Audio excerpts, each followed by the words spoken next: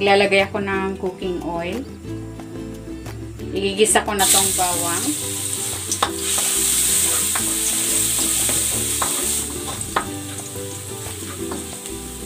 At ang sibuyas. Kung hindi ka pa nakapag-subscribe sa aking channel, please subscribe at i-click mo na rin ang notification bell para lagi kang updated sa aking latest recipes. Igigisa ko na tong sahog. Ito ay lomo.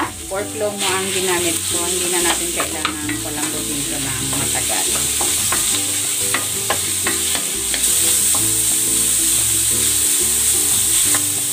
Maglalagay ako ng toyo. At ng paminta.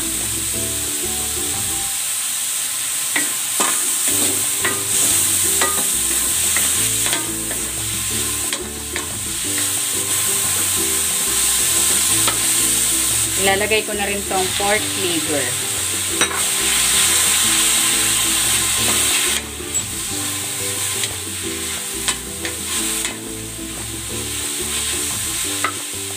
At ang squid balls.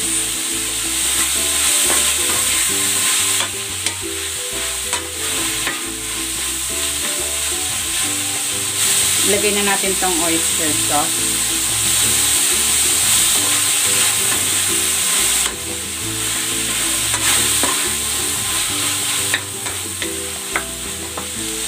Ayan, ibubuhos ko na dito yung sabaw. Nagpakulo ako ng buto-buto ng baboy. Ayan. Para malasa.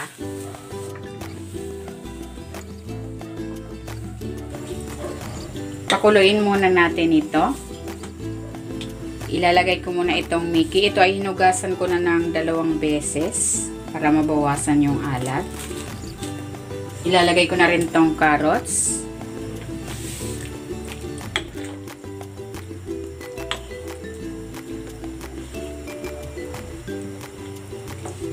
Yan, tikman natin. Kailangan bago tayo magtimpla na ilagay na natin yung noodle. Ayan, medyo matabang pa. Magdadagdag ako ng toyo.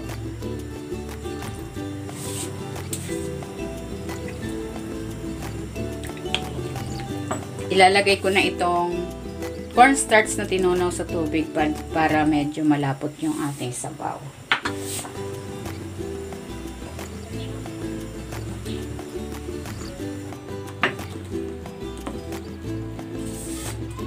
Ilalagay ko na itong cabbage.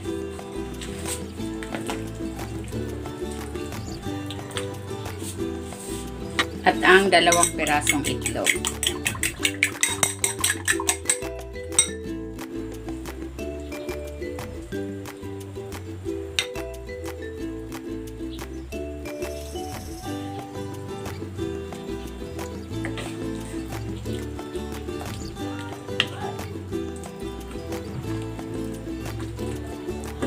Maglalagay ako dito ng spring onion. Ayan, luto na itong ating lomi. Hanguin na natin ito.